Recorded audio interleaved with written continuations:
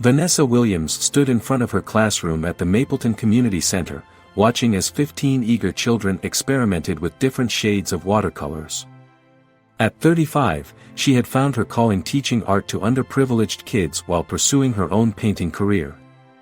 "Remember," she said, moving between the tables, "there are no mistakes in art, only new opportunities." A young girl with braids looked up at her. "Miss Vanessa, I messed up my sky." Vanessa knelt beside her. "Look closer, Zoe. That unexpected color makes your painting unique. Sometimes our accidents lead to our most beautiful creations."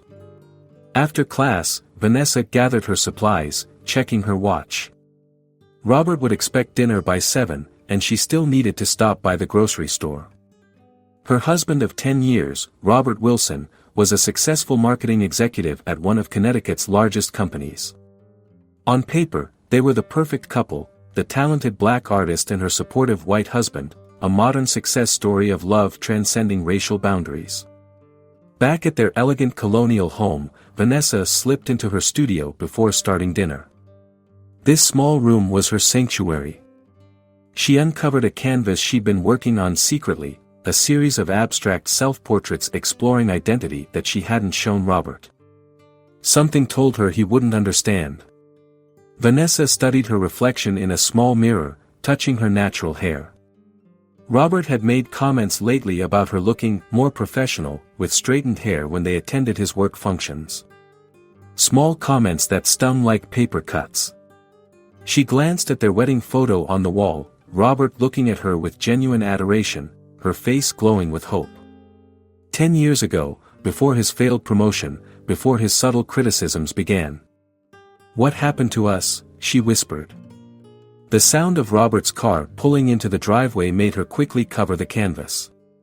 She rushed to the kitchen to heat the prepared meal she'd picked up, another small deception to maintain peace. "Hi honey," she called as Robert entered. "How was your day?" "The usual," he said flatly, loosening his tie. His eyes narrowed at her paint-stained fingers. "You've been in your studio again. Did you finish preparing for your class tomorrow?" "Yes, everything's ready," she answered quickly. "I just had a few ideas I wanted to try out." He said, his tone suggesting disappointment rather than interest. "You know, Vanessa, your little art projects are fine, but you really should focus on your teaching. That's where the steady income is." Vanessa felt the familiar tightness in her chest. "My little art projects are my career, Robert. Teaching supports it, not the other way around."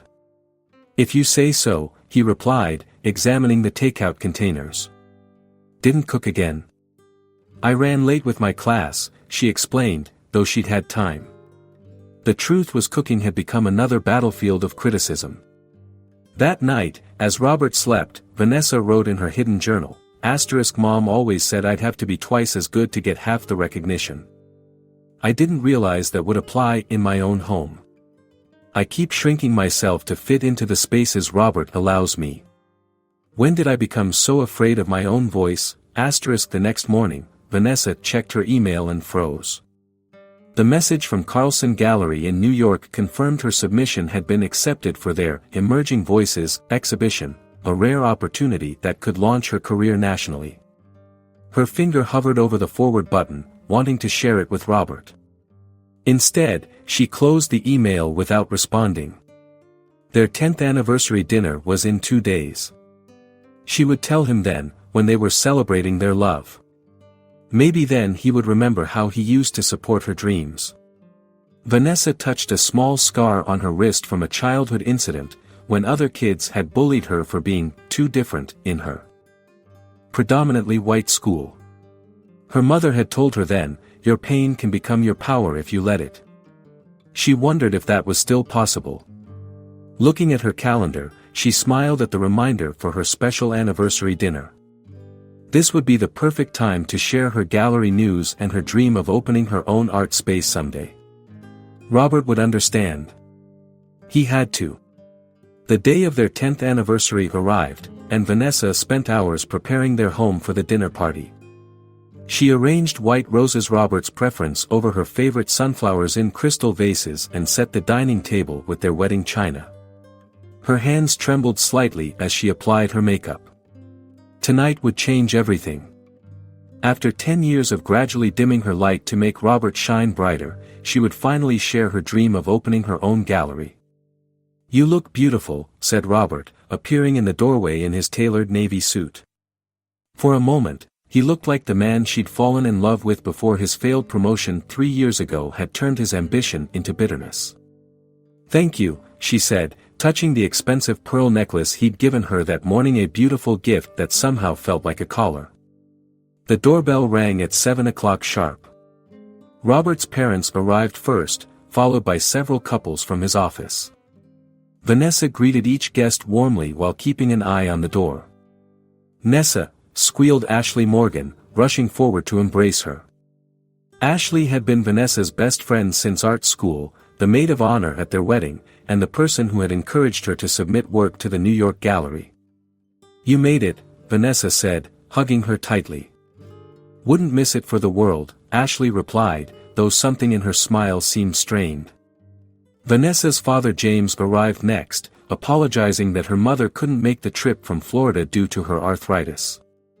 As Vanessa directed everyone to the dining room, she noticed Ashley and Robert exchange a glance that lasted a beat too long. Before she could process this, her father pulled her aside.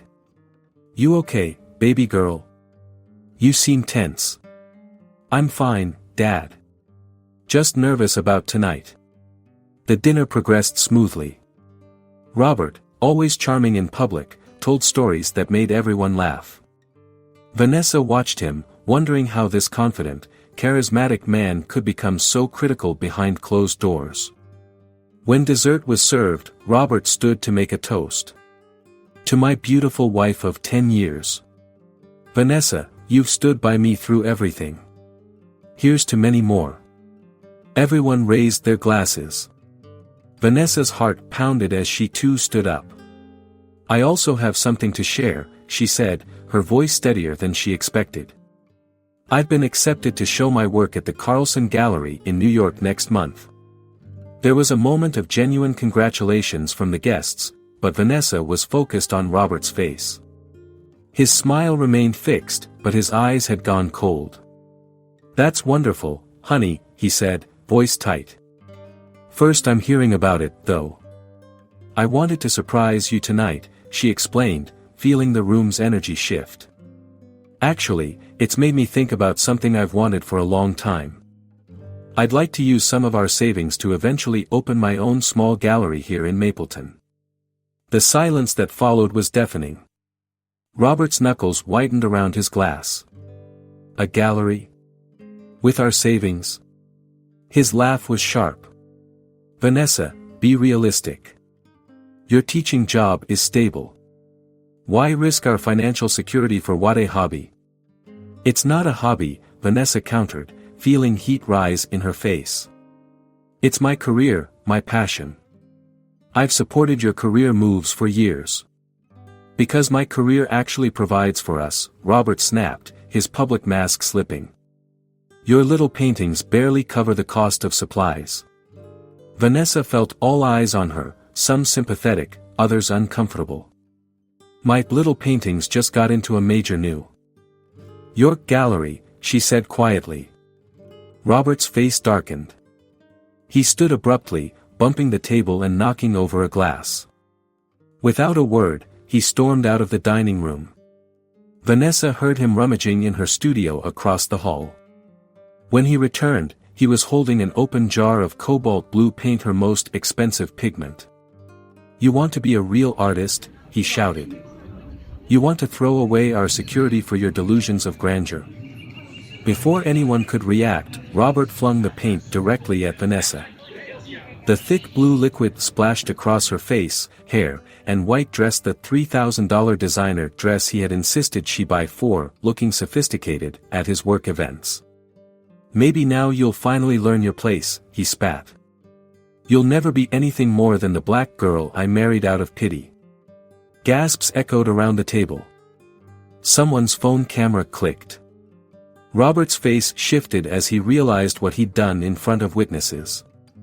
"Vanessa, I'm sorry, I didn't mean dash." She rose slowly from her chair, blue paint dripping down her face onto her ruined dress. Instead of screaming or crying, she looked directly into Robert's eyes with remarkable dignity. "Thank you for finally showing me your true colors," she said calmly. Then she walked out of the dining room with her head high and locked herself in the bathroom, where at last, alone, she allowed herself to crumble. Vanessa stared at her reflection in the bathroom mirror, blue paint dripping from her face and hair onto the white marble sink. Her hands shook as she grabbed a towel and tried to wipe the thick pigment from her skin. It smeared instead, turning her tears blue as they rolled down her cheeks. Through the door, she could hear the chaos of voices, uncomfortable goodbyes, hushed whispers, and Robert's increasingly desperate apologies to the departing guests. "She gets emotional sometimes. You know how artists are. It was just an accident." Vanessa's mind flashed back to other accidents over the years: Robert accidentally deleting an important email about an art competition, accidentally scheduling an unmissable work dinner on the night of her first small gallery showing, accidentally spilling coffee on sketches he found too provocative. A soft knock interrupted her thoughts. "Vanessa? It's Ashley. Let me help you." Vanessa hesitated, then unlocked the door. Ashley slipped in, gasping at the sight of her. "Oh my God, Nessa. I can't believe he did this." She wet a washcloth and gently began cleaning Vanessa's face. "You need to leave him." "It's not that simple," Vanessa whispered. "Where would I go? What would I do? My whole life is tied to his." "You could stay with me," Ashley offered, though her eyes didn't meet Vanessa's. "My parents would say I need to work on my marriage." Vanessa laughed bitterly. "Dad already thinks I provoke Robert by being too independent." When Vanessa finally emerged from the bathroom, most guests had left. Her father waited in the hallway, concern etched on his face. "Baby girl, what happened?" "Robert says he tripped." Vanessa looked at her father in disbelief. "He threw paint at me, Dad. He didn't trip." James Williams shifted uncomfortably. "Marriage is hard work, Vanessa. Your mother and I had our rough patches too. Did Mom ever have to clean your insults off her face?" Vanessa asked quietly. Her father had no answer for that. The next morning, Robert was full of remorse. He'd slept in the guest room and greeted her with coffee, tears in his eyes.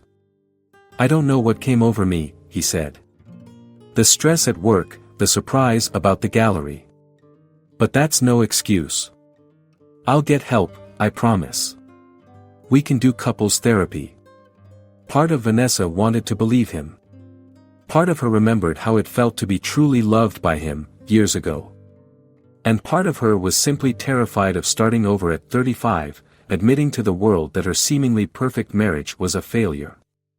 "I need time to think," she said, moving past him. Over the next few days, Robert's apology campaign escalated. Expensive flower arrangements arrived at the community center. He left heartfelt notes around the house. He even suggested a second honeymoon in Jamaica, to reconnect with your roots. Meanwhile, friends and family members who had witnessed the incident began taking sides. "He was drunk," said his mother during an awkward phone call. "You know Robert would never deliberately hurt you." "Men snap under pressure sometimes," said one of Robert's colleagues' wives. "John threw a remote control at the wall once. It doesn't make him abusive." Every rationalization made Vanessa question her own reactions. Was she overreacting? Was one incident in 10 years enough reason to throw away a marriage? A week after the dinner, Vanessa was searching for her passport when she discovered something chilling on Robert's computer, a folder labeled "Vanessa Fixes." Inside were dozens of her photos, digitally altered. In some, he'd lightened her skin, in others, he'd straightened her natural hair. There were even images where he'd slimmed her curves or narrowed her nose. Shaking, she opened his browser history and found searches for how to make wife more compliant and controlling emotional women.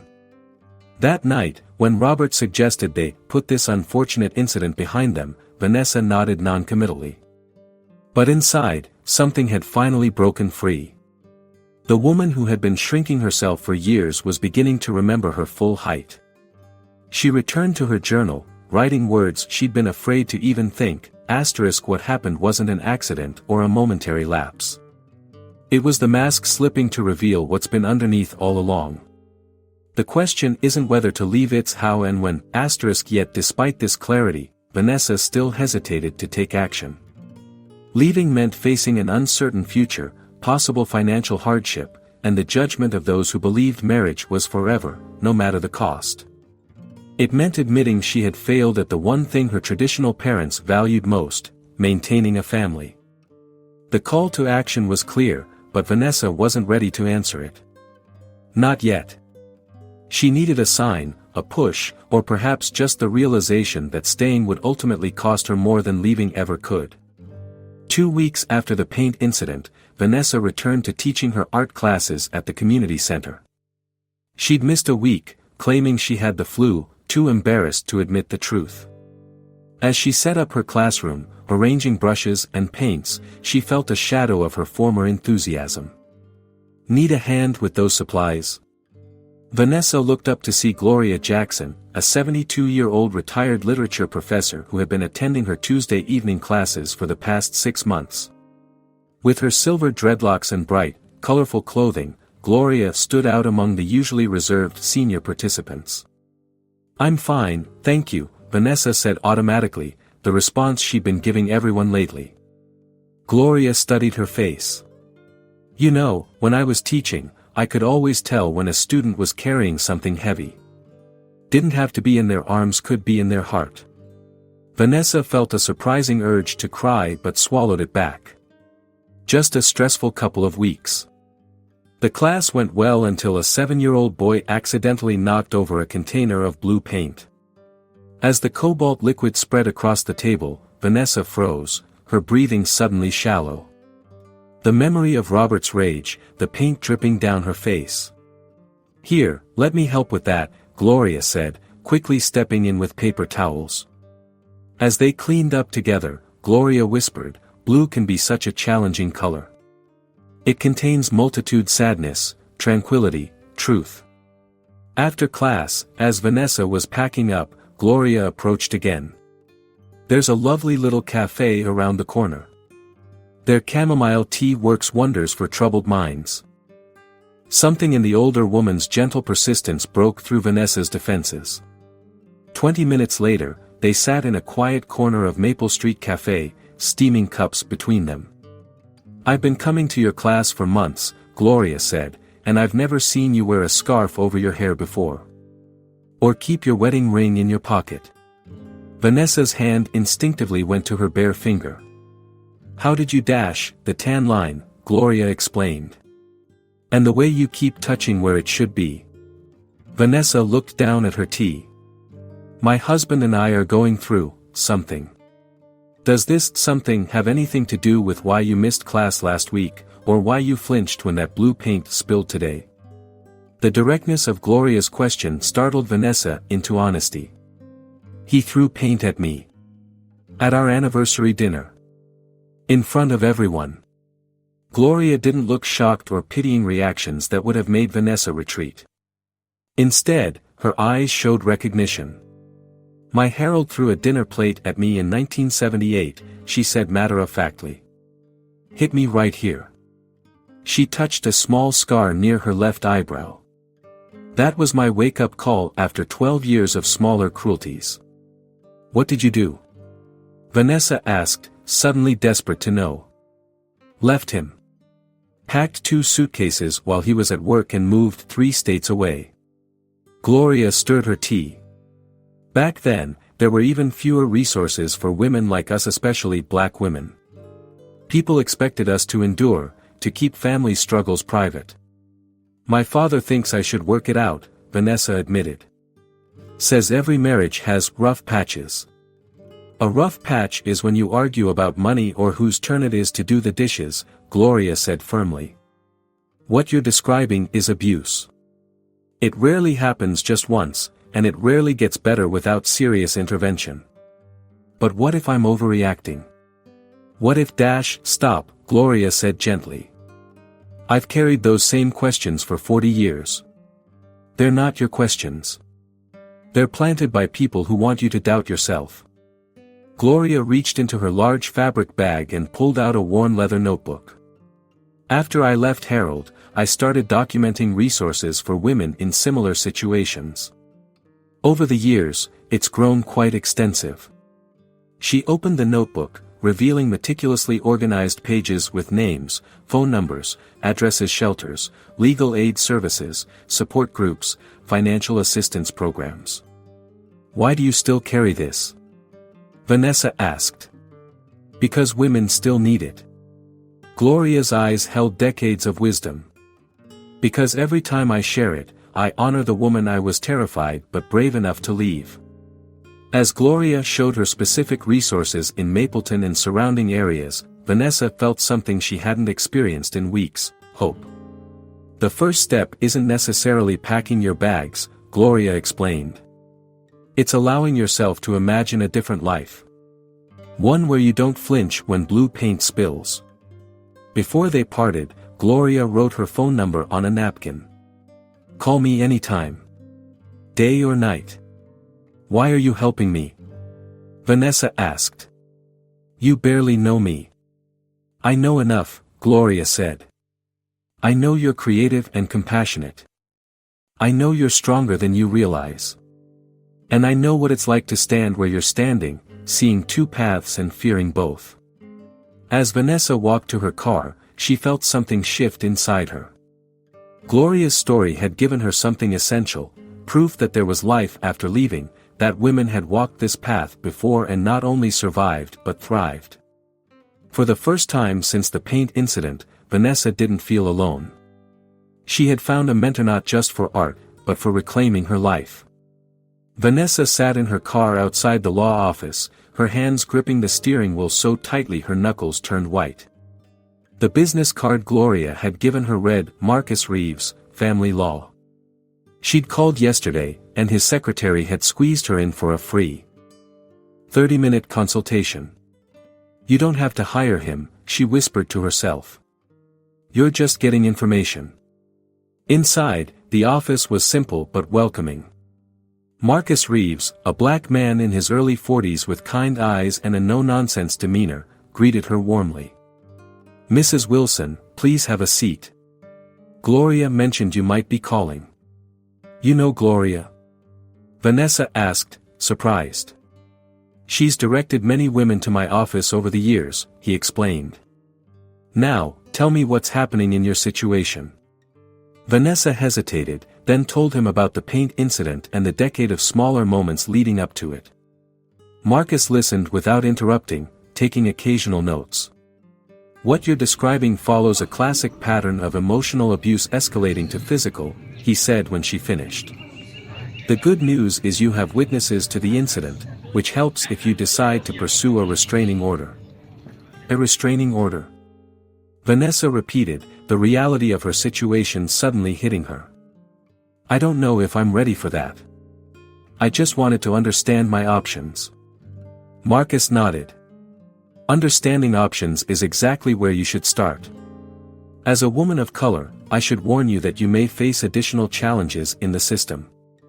Courts sometimes apply different standards when evaluating claims of abuse from black women. What do you mean?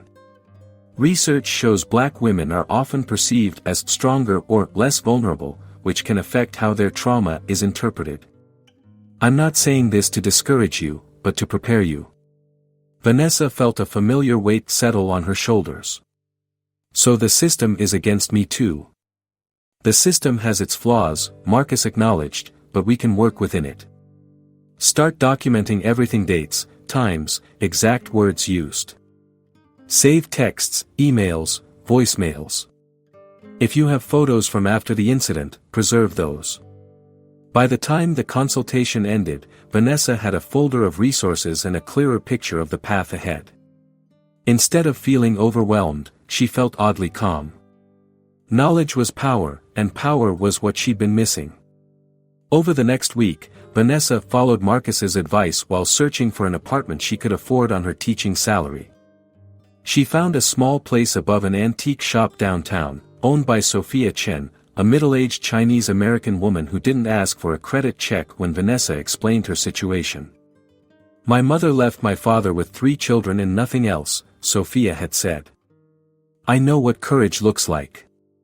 The apartment was tiny, just 1 bedroom, a kitchenette, and a living area with sloped ceilings, but it was hers. Sophia even offered her the back room of the shop to use as a makeshift studio, until you get on your feet.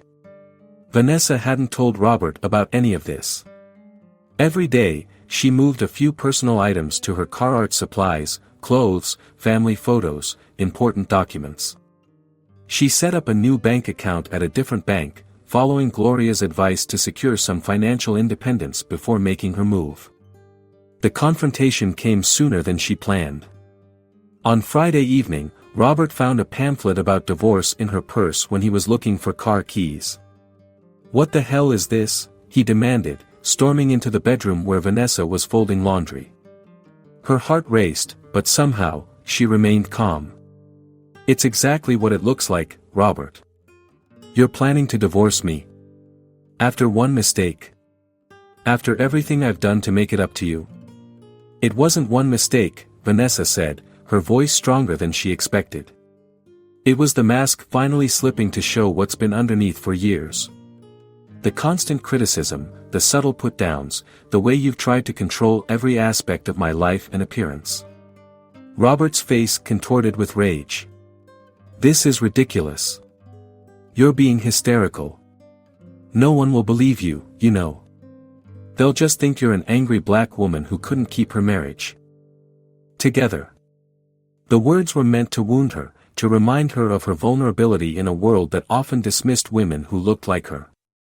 But instead, they crystallized everything Gloria and Marcus had prepared her for. "I'm not angry, Robert. I'm finally seeing clearly." She took a deep breath. "I'm leaving. Tonight. You're nothing without me," he hissed. "You think you can support yourself with your little paintings? You'll come crawling back within a month." Vanessa walked to the closet and pulled out the suitcase she'd packed that morning. "Maybe. But I'd rather struggle on my own terms than suffocate on yours." Robert moved to block the door. "You walk out, you get nothing. I'll make sure of it. Move, Robert." Her voice was quiet but firm. "Or what? You'll call the police? Tell them your successful white husband is being mean to you?" His laugh was cruel. "See how seriously they take that." Vanessa pulled out her phone. "I have Marcus Reeves on speed dial. He's expecting my call if there's any problem with my departure. Your choice." Something in her unwavering gaze must have convinced him. Robert stepped aside. As Vanessa walked to her car with just one suitcase leaving behind the beautiful home and most of her possessions, she felt a strange mixture of terror and exhilaration. She had crossed a threshold and could not return to the person she was before. That night, in her new apartment with its creaky floors and drafty windows, Vanessa stood in the empty space that would become her home. She unpacked her art supplies' first-day statement of priorities. "I did it," she whispered, pulling out her phone to text Gloria. "I left." The response came quickly: "The hardest step is the first one. Everything that follows is just putting one foot in front of the other. I'm proud of you, Vanessa." For the first time in years, despite the uncertainty ahead, Vanessa felt truly free. Vanessa's first week of freedom came with harsh realities. When she tried to withdraw money from their joint account to buy groceries, her card was declined. Robert had emptied it completely.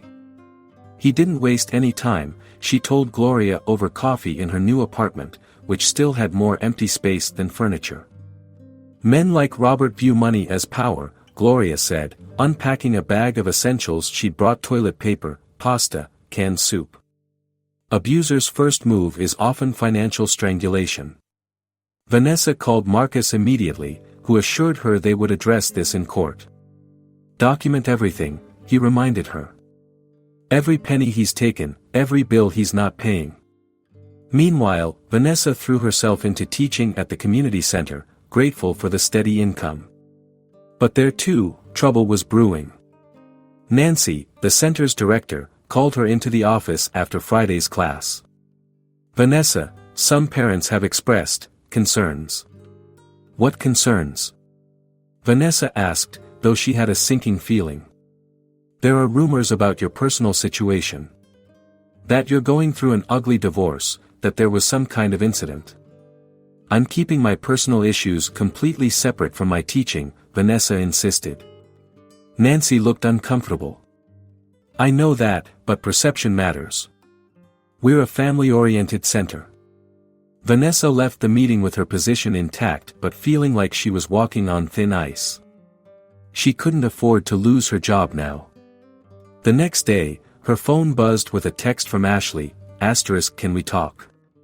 Miss you, *, they agreed to meet at a cafe halfway between their homes. Vanessa hadn't seen her best friend since the paint incident. Ashley arrived looking nervous, avoiding Vanessa's eyes as they ordered. How are you doing? Ashley asked. Robert said you just snapped and left. Vanessa stared at her. Robert said I snapped. After he threw paint at me in front of everyone? Ashley fidgeted with her coffee cup. He said that was a terrible mistake, but you've been acting erratic for months. He's worried. About you. You've been talking to him? Vanessa felt a chill. Ashley's silence told her everything. How long? Vanessa asked, her voice hollow. Nessa, it's not what you think. How long, Ashley? Ashley looked down. About a year. It started when he came to me, upset about your marriage. He said you were pulling away, focused only on your art. He just needed someone to talk to. The betrayal hit Vanessa like a physical blow. Her best friend of 15 years and her husband, the two people she had trusted most. Did you know? Vanessa whispered. When you encouraged me to apply to that New York gallery, did you know he would react that way? Ashley's eyes filled with tears. He said you needed a reality check about your art career. I never thought he'd do what he did. But you're still seeing him. He needs support right now. He made one mistake, Vanessa. People who care about each other forgive mistakes. It wasn't one mistake, Vanessa said quietly. And you know it. As she left the cafe, Vanessa's phone buzzed with texts from Ashley, *, you've always been difficult, Nessa. So rigid in your expectations. Maybe you did provoke him, *, the words stung worse than anything Robert had done. They confirmed what Vanessa had feared, she was more alone than she realized. Back at her apartment, Vanessa broke down completely. She'd lost her husband, her best friend, her financial security, and possibly her job all in the span of weeks. A soft knock interrupted her tears. It was Sophia Chen from downstairs. I brought dinner, she said, holding up bags of Chinese takeout. New apartments need good energy. Over steaming containers of food, Vanessa found herself telling Sophia everything. My ex-husband tried to turn my friends against me too, Sophia said matter-of-factly. It's from the abuser's playbook. I just feel so. Vanessa struggled for words. Betrayed? Alone? Wondering if you made a mistake? Sophia supplied. Normal feelings. But look around, this place is yours. No one can throw paint on you here. After Sophia left, Vanessa noticed she'd left a set of keys on the counter with a note, * for the back room of the shop. Artists need space to create. Use it whenever, *. The next morning, Vanessa explored the room downstairs, a dusty storage space with beautiful northern light from tall windows. Sophia had cleared a corner and set up an old table. "It's not much," Sophia said, finding Vanessa examining the space, "but it's quiet." Tears pricked at Vanessa's eyes. "It's perfect." She spent Sundays setting up the makeshift studio, arranging her salvaged supplies. Working in this humble space was a far cry from her well-equipped studio at home, but it was hers alone. That evening, her phone lit up with an unknown number. Robert's voice filled her ear. "I've been paying attention to your little community center job. Be a shame if they heard about your mental health issues." "Are you threatening me?" Vanessa asked, her voice shaking. "Just stating facts. No one likes an unstable art teacher around children." After he hung up, Vanessa immediately called Marcus and Gloria, who both advised her to document the call. This was just the beginning of Robert's campaign. The week brought more tests, a letter from their health insurance saying she'd been removed from coverage, neighbors from their old neighborhood crossing the street to avoid her, and worst of all, a call from Nancy at the community center asking if Vanessa could take some time off until things settled down. Robert's been calling parents, Vanessa realized aloud to Gloria that evening. "He's systematically destroying everything I have." "That's what abusers do when they lose control," Gloria confirmed. "They try to isolate and destabilize you, make you desperate enough to return." Vanessa looked around her sparse apartment, feeling the walls of her new life already crumbling. "What if I can't do this, Gloria? What if he wins? He only wins." "If you give up," Gloria said firmly. "And from what I've seen, giving up isn't in your nature. Now, have you checked your email today? I heard the Carlson Gallery in New York has been trying to reach you." For the first time in days, Vanessa felt a glimmer of hope. Despite everything Robert was doing, he couldn't touch her art. That remained hers alone. The official letter from the Mapleton Community Center arrived on Monday morning. Despite her years of dedication, Vanessa was being placed on indefinite leave due to concerns about her current personal situation. The carefully worded document couldn't hide the truth. Robert's influence had cost her her job. "They can't do this," Gloria insisted when Vanessa called her, voice breaking. "Apparently they can," Vanessa replied. "They're framing it as a concern for the emotional well-being of the children, with all the upheaval in my life." Vanessa calculated her finances that night. Without her teaching income, she had enough savings for maybe 2 months of rent. Her court date for temporary support was still 6 weeks away. The next morning, she swallowed her pride and began selling her jewelry pieces Robert had given her over the years, their value now tainted by memory. The pearl necklace from their anniversary went first, followed by diamond earrings and a tennis bracelet. $700, the jeweler said, pushing cash across the counter for items worth thousands. "That's all?" Vanessa asked. The man shrugged. "Resale value. Take it or leave it." She took it. That afternoon, her phone rang with an unfamiliar number. It was the Carlson Gallery in New York. "Ms. Williams? We've been trying to reach you regarding your exhibition next month." Vanessa's heart raced. "I'm so sorry, I've been in the middle of moving. No worries," the woman interrupted. "We just needed confirmation about your pieces. However, we received an email last week canceling your participation." "Canceling? I never sent it came from your email address. Said you were dealing with personal issues and needed to withdraw." Vanessa felt sick. "That wasn't me. Someone else must have accessed my account." After hanging up, Vanessa immediately changed all her passwords. Robert had gone beyond financial manipulation. He was actively sabotaging her career opportunities. The realization left her shaking with rage and fear. That evening, a surprise visitor knocked on her door. Her father, James Williams, stood awkwardly in the hallway, his weathered face lined with concern. "Dad? What are you doing here? Can I come in, baby girl?" Inside, James looked around the small apartment with a frown. "So it's true. You really left him? Yes, Dad. I had to. James sighed heavily. Your mother and I stayed together through tough times. Mom never had to wash paint out of her hair because you threw it at her, Vanessa said sharply. Her father flinched. I know. He reached into his jacket and pulled out a bundle of letters tied with faded ribbon. Found these when I was cleaning out the attic at home. Vanessa recognized her own handwriting immediately. These were letters she'd written to her mother during her first years of marriage, letters she thought had been thrown away. I never read your private correspondence, James said. Until now. Your mother kept them all. With trembling hands, Vanessa untied the ribbon. Each letter documented subtle forms of control and criticism she'd experienced from Robert, things she'd minimized, excused, or hidden altogether when speaking to her parents. You wrote that he made you change your clothes 3 times before a dinner party, James said, his voice thick. That he accidentally deleted your application to that arts residency.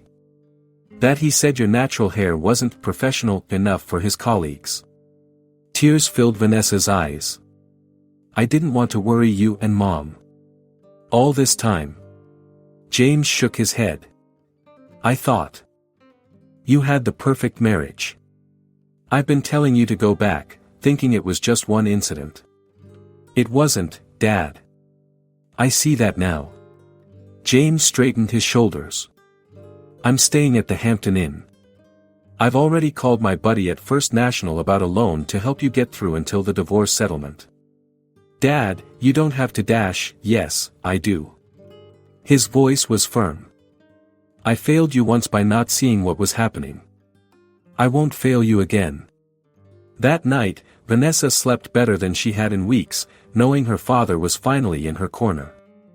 The next morning, her determination renewed, Vanessa began methodically checking every professional opportunity Robert might have sabotaged. She discovered he had indeed sent cancellation emails from her account to multiple galleries and art competitions. Worse, he had contacted potential clients directly, telling them she was unstable and unreliable. When she reported this to Marcus, he added it to their growing file.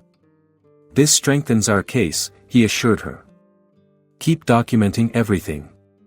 Later that week, Vanessa was organizing her makeshift studio in Sophia's back room when her phone buzzed with a text from an unknown number. I worked as Robert's assistant for 6 months last year. He's doing to you what he did to me. I have emails. Let me help. The message was signed Denise Martin. Vanessa hesitated, wondering if this was another of Robert's traps. She forwarded the message to Marcus, who advised caution but suggested meeting in a public place. 2 days later, Vanessa sat across from Denise in a busy cafe. The young woman was visibly nervous but determined. After I complained to HR about his behavior, he made sure I was fired, Denise explained. But before I left, I forwarded emails to my personal account messages where he bragged about controlling you, about how he was taming his difficult wife. Why would you risk helping me? Vanessa asked. Denise's eyes hardened. Because he deserves to be exposed. And because when I was going through it, no one believed me. By the time Vanessa returned to her apartment, she felt a shift in her outlook. Robert was powerful, yes, but he wasn't invincible. His pattern of behavior extended beyond their marriage, creating potential allies she hadn't anticipated. As she processed this new development, Vanessa received another blow. Robert had filed for full ownership of all her artwork created during their marriage, claiming it as joint property since he had financially supported her hobby. He's trying to take my art, she told Gloria, voice shaking with anger. My paintings, my soul, he's claiming ownership of that too. Then you fight harder, Gloria said simply. Every piece of yourself he tries to take, you fight for it. And you create new work he can never touch. That night, Vanessa returned to Sophia's back room and began painting with a fury she'd never experienced, creating not from fear or restraint, but from rage transformed into power. 3 weeks after leaving Robert, Vanessa's situation reached a breaking point. Without her teaching income and with legal bills mounting, her bank balance had dwindled to just $37. The rent was due in 5 days, and despite her father's promise of help, his loan application was still being processed. That morning, she found an eviction warning tucked under her door, her first late payment notice.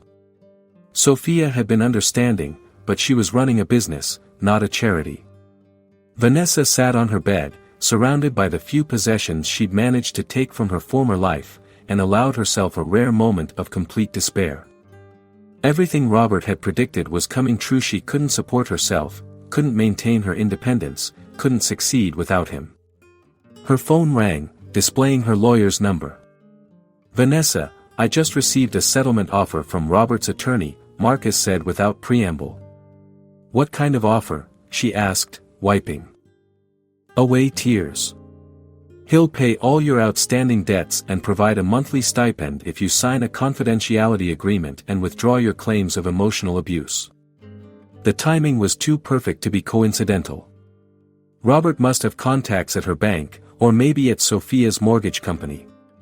He knew exactly how desperate she was.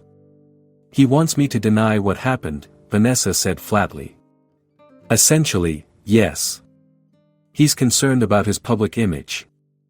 The documents specifically prohibit you from discussing the paint incident or any alleged mistreatment during your marriage."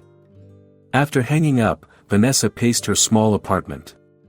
The offer was tempting financial security in exchange for silence. She could pay her rent, cover her legal fees, maybe even rent a proper studio space. All she had to do was erase her truth. That night, she barely slept, weighing her options. By morning, she had almost convinced herself to accept the deal. What good was principle if she ended up homeless? She called Marcus to discuss the terms, her heart heavy with the decision she was about to make. But before they could finalize anything, her phone exploded with notifications. Messages from old college friends, distant relatives, even former students, all asking if she was okay, if they could help. Confused, Vanessa opened her social media to find her name trending locally.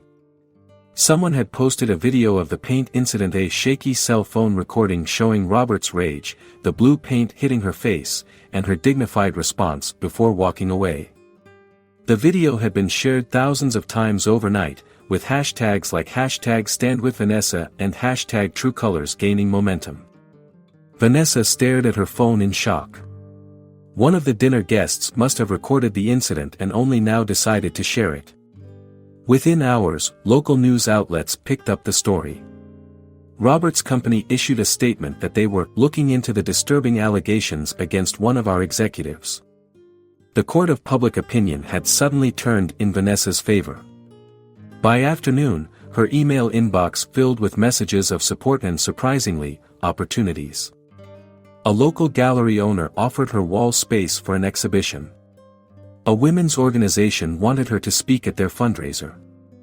Most significantly, the Carlson Gallery in New York reconfirmed their interest, stating they stand with artists facing personal challenges. When Marcus called again, his tone had completely changed. "Robert's attorney is panicking," he reported. "They want to meet immediately to discuss a more equitable settlement." "Tell them I'm no longer interested in confidentiality agreements," Vanessa replied, a new strength in her voice. "My silence is not for sale." That evening, Gloria arrived with a bottle of sparkling cider to celebrate the turning tide. "You realize what this means," she said as they sat in Vanessa's tiny kitchen. "He's lost control of the narrative." "I never wanted public exposure," Vanessa admitted. "But maybe it's what needed to happen. Truth has a way of finding the light," Gloria nodded. "How are you feeling about the divorce hearing next month?" Vanessa's momentary confidence faltered. "Robert will have high-powered attorneys. They'll try to paint me as unstable, difficult, the angry black woman stereotype."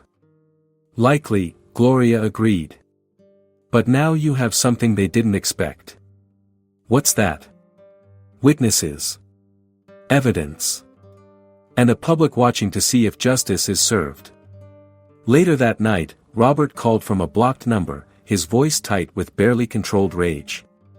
"You think you've won because of some viral video? This isn't over, Vanessa.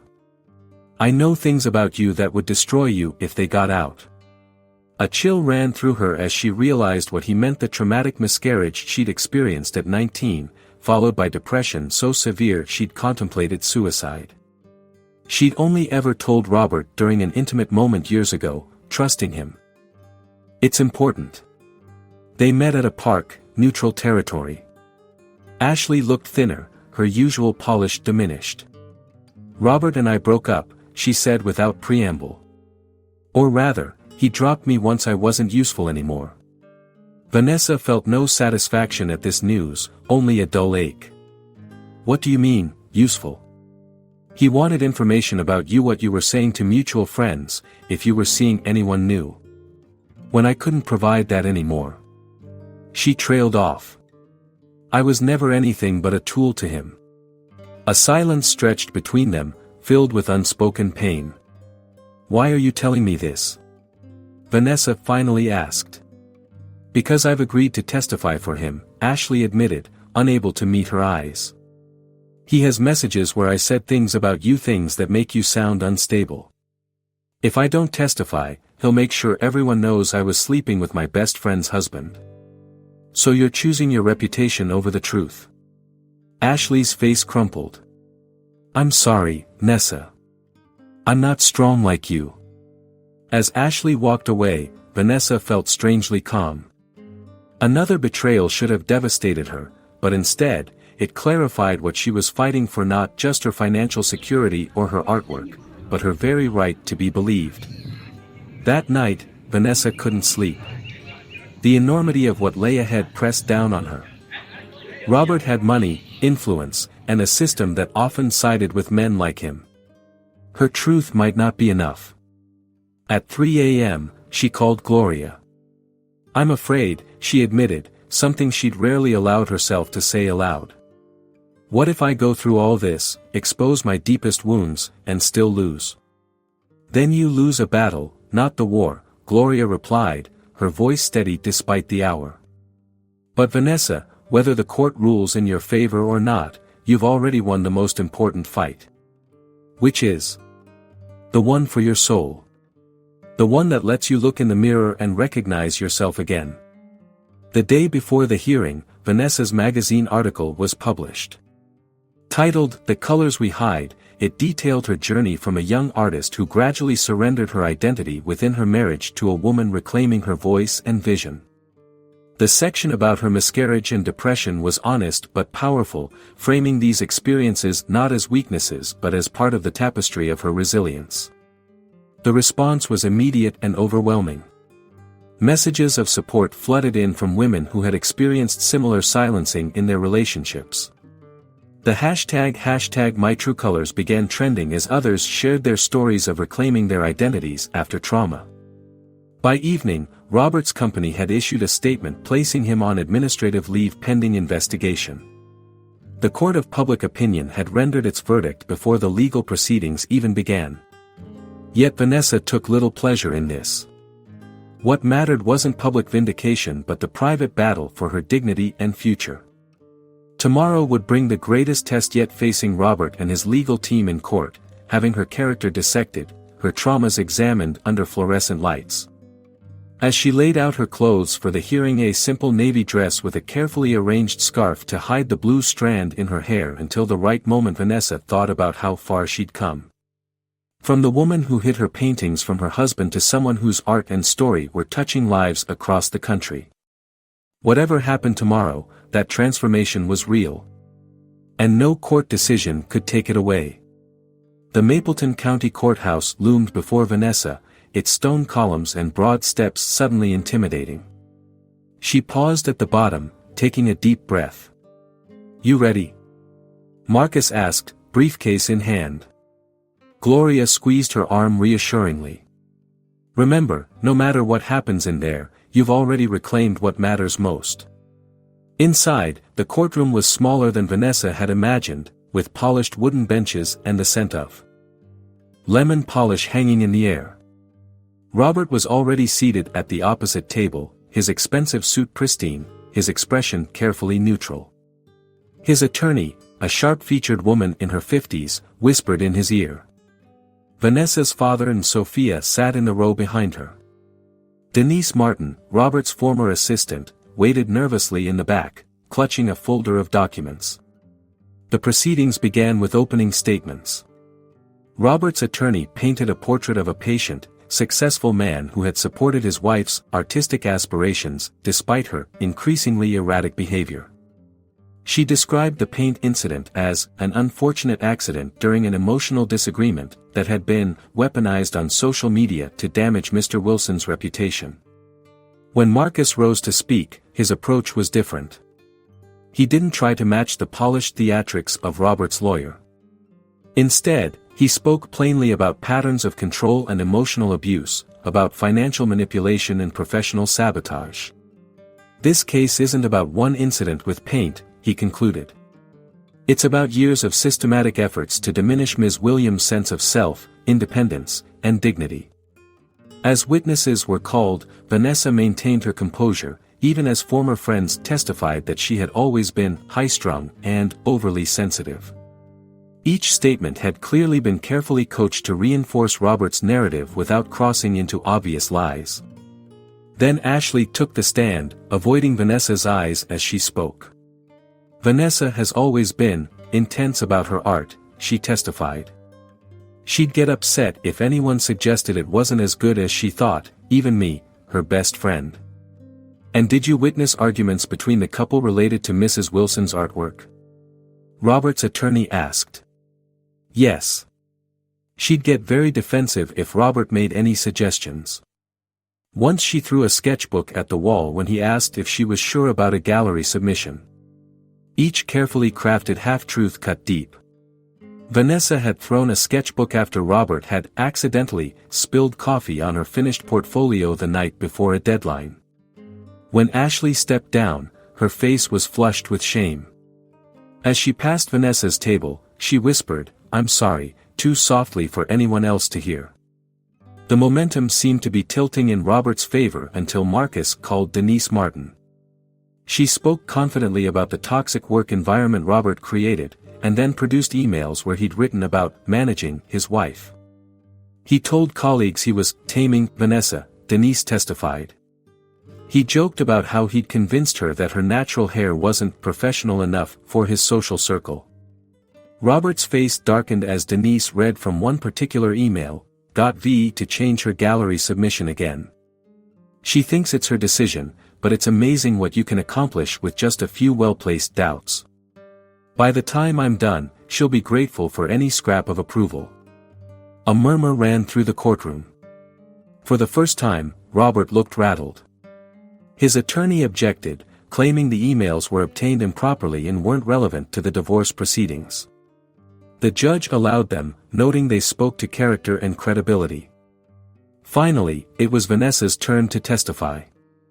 As she took the stand, she felt strangely calm. This moment speaking her truth was what everything had been leading toward. Robert's attorney began the cross-examination aggressively, questioning Vanessa about her artistic temperament and emotional instability. She brought up the miscarriage and depression, despite it being public in Vanessa's article, clearly hoping to provoke an emotional reaction. "Isn't it true," she asked with practiced concern, "that you've struggled with mental health issues that might color your perception of events?" "I experienced depression after a pregnancy loss when I was 19, Vanessa replied steadily. "That doesn't make my perception of being systematically belittled and controlled less accurate. If anything, it made me more vulnerable to someone who initially presented himself as supportive." The attorney shifted tactics, focusing on the paint incident. "Witnesses say you provoked my client by announcing a major financial decision without prior discussion. Isn't that true?" "I announced my dream of eventually opening a small gallery," Vanessa corrected. "A dream I'd stopped sharing because Robert consistently undermined my artistic aspirations." "So you blindsided your husband at a public dinner?" "I hoped that in a public setting, he would respond supportively, as he once had when we were first married." The questioning continued for nearly an hour, with Robert's attorney trying to provoke Vanessa into displaying anger or instability. She remained composed, answering truthfully but calmly. In her final statement, Robert's attorney appealed to tradition and skepticism. This court should not reward Mrs. Wilson's dramatic public campaign against my client. What we have is a marriage with normal tensions, one regrettable incident, and a wife seeking financial gain through character assassination. When it was Marcus's turn for final arguments, he asked Vanessa to approach the stand one more time. "Ms. Williams, there's something the court should see," he said gently. With steady hands, Vanessa removed the scarf she'd worn wrapped around her hair throughout the proceedings. A collective gasp rose as people noticed the single strand of cobalt blue she'd preserved amid her natural curls. "I kept this," she explained, her voice clear and strong, "not as a reminder of victimhood, but as evidence of my journey. The blue paint Mr. Wilson threw at me became the material I used to create new work, just as this experience has ultimately led me to reclaim my voice and vision." The courtroom fell silent. In that moment, even Robert couldn't meet her eyes. As Vanessa returned to her seat, she realized she was no longer afraid of the outcome. She had spoken her truth. She had refused to be diminished or silenced. Whatever the judge decided, she had won the battle that mattered most. The judge's ruling came 3 days later. Vanessa sat rigid in her chair as the older woman adjusted her glasses and delivered her decision in a steady voice. In the matter of Wilson versus Wilson, this court finds compelling evidence of emotional abuse and financial control. The divorce is granted on grounds of cruel treatment. Vanessa heard Gloria's small gasp behind her. The judge continued, outlining the financial terms. Robert would cover all legal expenses, provide temporary support while Vanessa re-established her career, and most importantly the court recognized her full ownership of all artwork created during the marriage. Furthermore, the judge added, her stern gaze fixed on Robert, Mr. Wilson's attempts to sabotage Ms. Williams' professional opportunities demonstrate a disturbing pattern of vindictiveness that this court cannot ignore. As they left the courthouse, reporters clustered on the steps, calling questions. Vanessa had prepared a brief statement but found herself overwhelmed by the moment. Gloria stepped forward, one arm protectively around Vanessa's shoulders. "Today, justice was served," Gloria said firmly. "Ms. Williams will not be taking questions, but she is grateful for the court's fair consideration of the evidence." Back at her apartment, surrounded by Gloria, Marcus, her father, and Sophia, Vanessa finally let the emotions of the past months flow freely. There were tears, yes, but also laughter, the release of tension that had built for so long.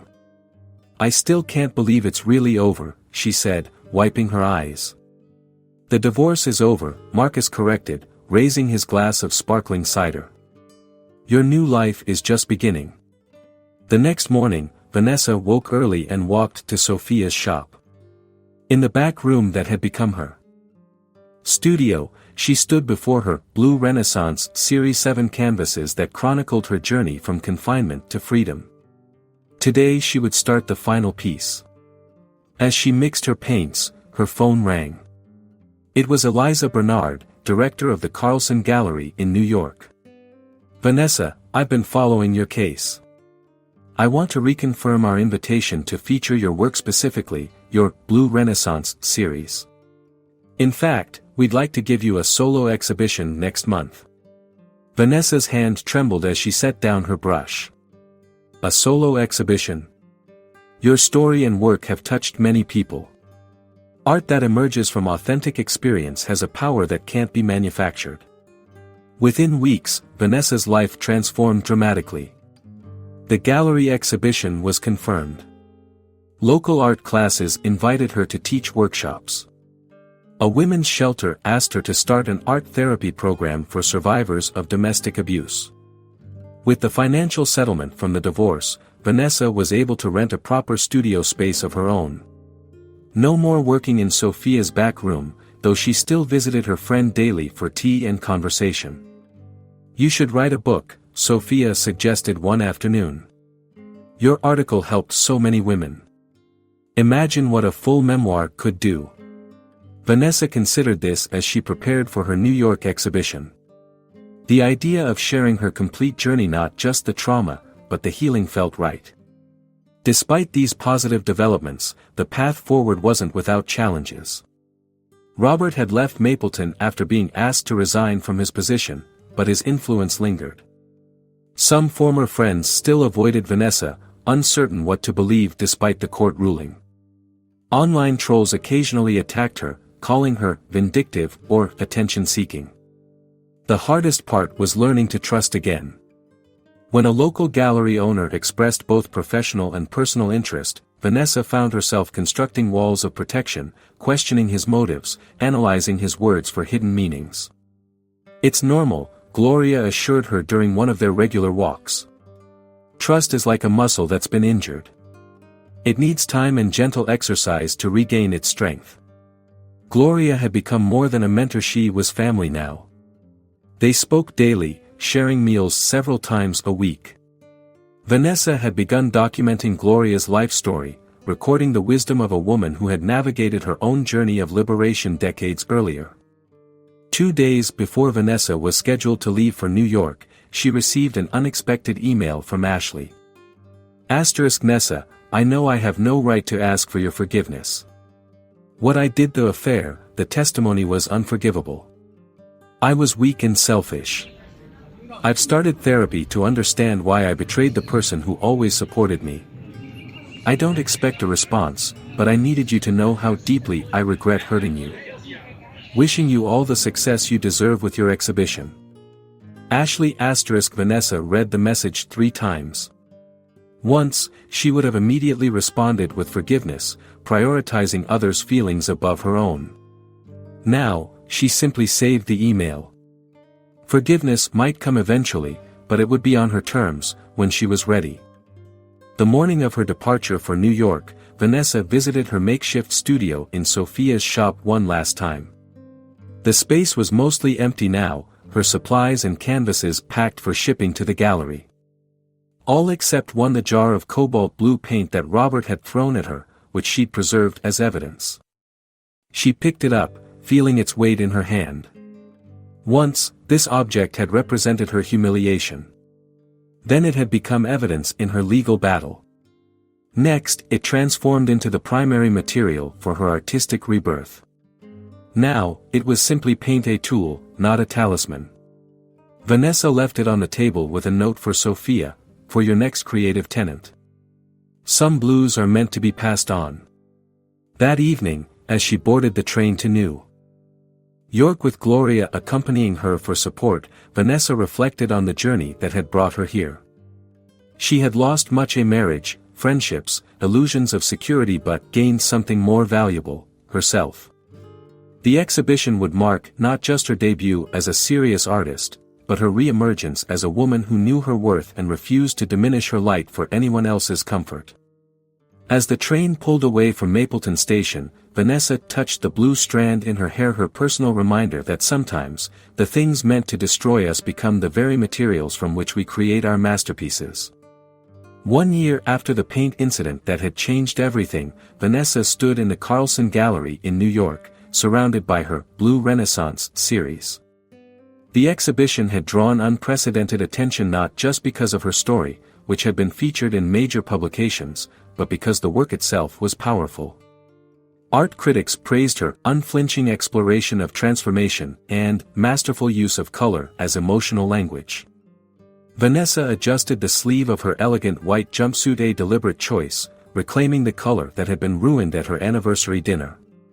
Her hair was styled in natural curls, the single blue strand now a signature element that she wore with pride.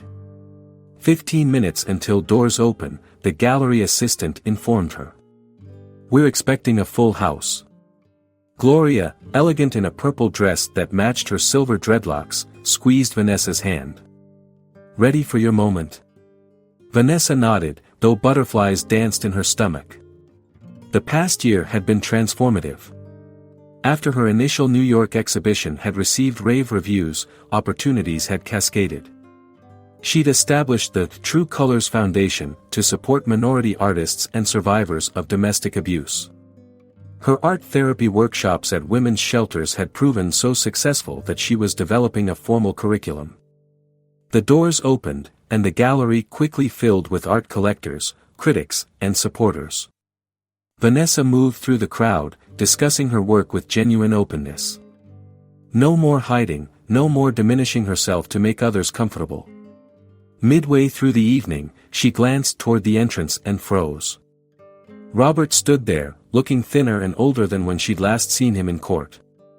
Their eyes met across the room. "He's here," she whispered to Gloria, who had materialized at her side. "Robert. Do you want security to remove him?"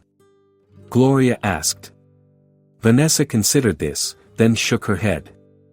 "No. I'm not afraid anymore." With steady steps, she approached her ex-husband. Conversations hushed around them as people recognized him from news stories. Someone's phone camera flashed. "Vanessa," he said, his voice lacking its former confidence. "Congratulations on your success." She studied him, noting the absence of his wedding ring, the slight disarray of his once immaculate appearance. Robert had lost his executive position after their divorce became public. According to Marcus, who kept tabs on potential threats, he'd been struggling to rebuild his career. "Thank you for coming," she said, surprising herself with her sincerity. "Would you like to see the pieces?" He followed her to the main wall where 7 large canvases told the story of her journey. The central piece featured a female figure emerging from a sea of blue, reaching toward light. "You used the paint," he observed quietly. "The paint I threw at you." "Yes," Vanessa replied. "You tried to erase me with that blue paint, but instead, you gave me the color I needed to complete my masterpiece, my own life." The gallery had gone silent, witnesses to this unexpected confrontation. Cameras captured the moment, Vanessa standing tall beside her work, Robert diminished in her presence. "I'm sorry," he said finally, the words seeming to cost him greatly. "For everything." Vanessa didn't say, "I forgive you," or "Kids." Okay, because it wasn't. Instead, she simply nodded her acknowledgement of his apology. "I hope you find peace, Robert." As he turned to leave, shoulders slumped in defeat, spontaneous applause broke out. Not for his apology, but for Vanessa's grace under pressure. She had faced her final fear, confronting her abuser with dignity intact. The exhibition was hailed as a breakthrough success. By the end of the evening, every piece had sold, with a portion of proceeds going to the True Colors Foundation. More importantly, several women had approached Vanessa privately, whispering thanks for giving them courage to leave their own toxic relationships. 5 years later, Vanessa stood on stage at the National Arts Center, accepting a prestigious award for her contributions to both art and advocacy. At 40, she had emerged as an influential voice in contemporary art and a powerful advocate for survivors of domestic abuse. Her foundation had grown exponentially, now offering legal aid, housing assistance, and arts programming in cities across the country. The curriculum she developed for art therapy was being implemented in shelters nationwide. "This recognition belongs not just to me," she said in her acceptance speech, "but to every person who has transformed pain into power, trauma into creativity." In the front row sat Gloria, now 77, beaming with pride.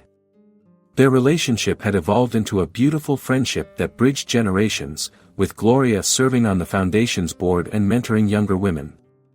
After the ceremony, a young artist approached Vanessa timidly. "How did you do it?" she asked. "How did you survive those dark times and create something so meaningful?"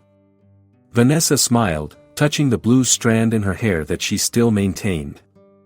"I discovered that my true color was always inside me, waiting to be revealed. Sometimes we need someone to throw paint on our perfect world to see the complete picture." Later that evening, in her hotel room, Vanessa's phone rang with an unfamiliar number. She answered cautiously. "Vanessa? It's Ashley." The voice was tearful, desperate. "I didn't know who else to call. I'm in trouble, he's like Robert. I didn't see it until where are you?" Vanessa interrupted, already reaching for her coat. The Parkview Hotel downtown. Room 302. But you don't have to dash, I'm coming to get you, Vanessa said firmly. Stay on the phone with me until I arrive. As she grabbed her keys, Gloria appeared in the doorway, immediately understanding the situation. I'll come with you, she offered. Together, they headed out into the night, two generations of women united in purpose, extending the hand of compassion even to someone who had once caused pain.